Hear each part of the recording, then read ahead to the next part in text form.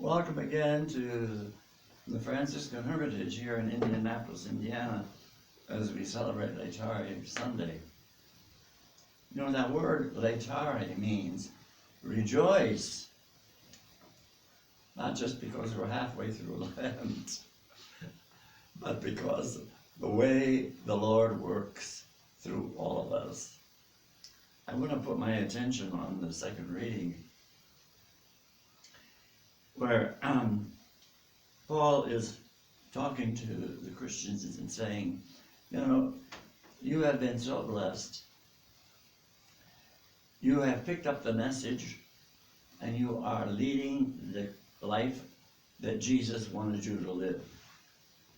And you know, in the translation that we use here at the Hermitage is real graphic. It says, you know, you have woken up from a deep sleep and climbed out of your coffin, and Christ is now showing you the light. It's really graphic.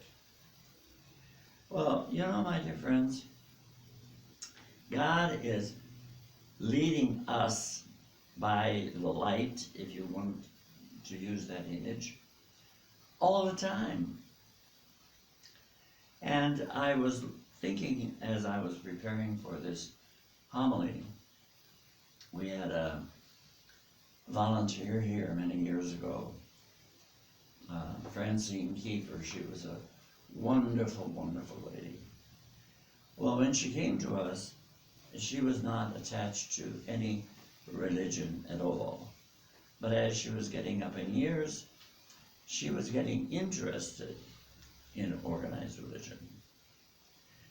And she saw an ad in the secular newspaper when we were taking a pilgrimage to Europe and to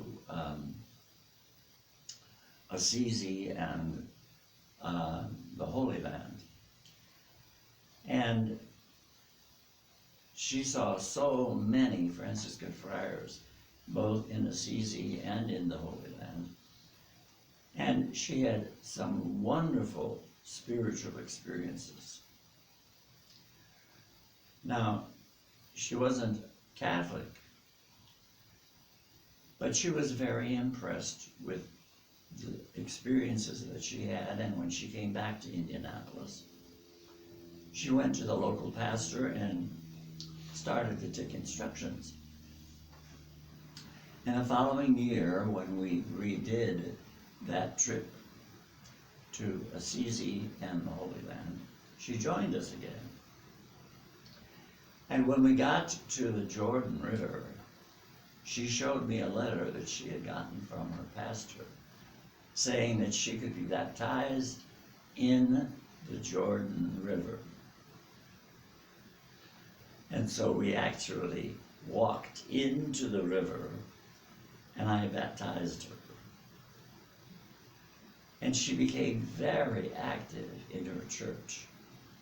She became a lector, and she was also carrying the Eucharist to people who were sick. And when her husband started to become very, very ill,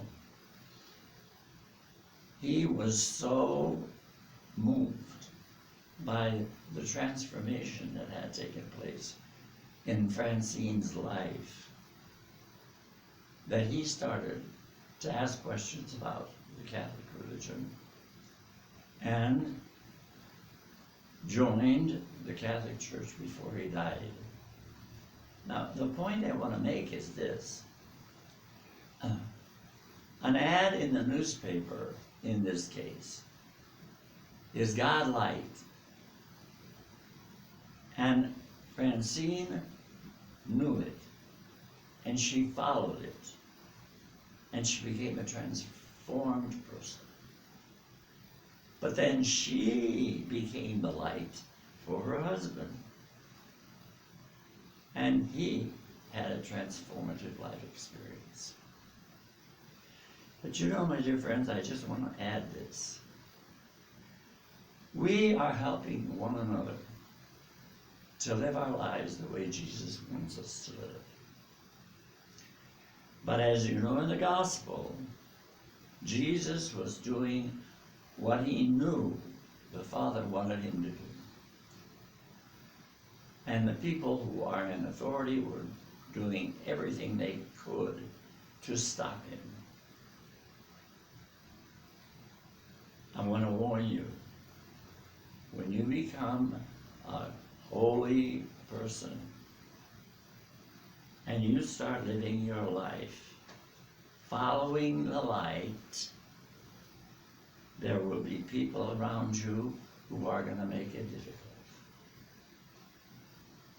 In my own life, all the years I have been teaching the mystical tradition that Jesus gave us, I still have priests and some bishops who do not want me to speak to the people about the spirituality that Jesus gave us. But we have to understand, we must follow what Jesus did. Even though it was difficult, he continued to do what the Father wanted. And that's our challenge. That's one of the items about Lent that we need to pay attention to. Put your nose to the grindstone. Do what you know God wants you to do in your life. And then just love everybody, even though they make it difficult. And you'll find out how productive Lent will be for you. And what deep peace and happiness you will create on the inside, and which you will carry with you always. God bless you all. Have a wonderful week.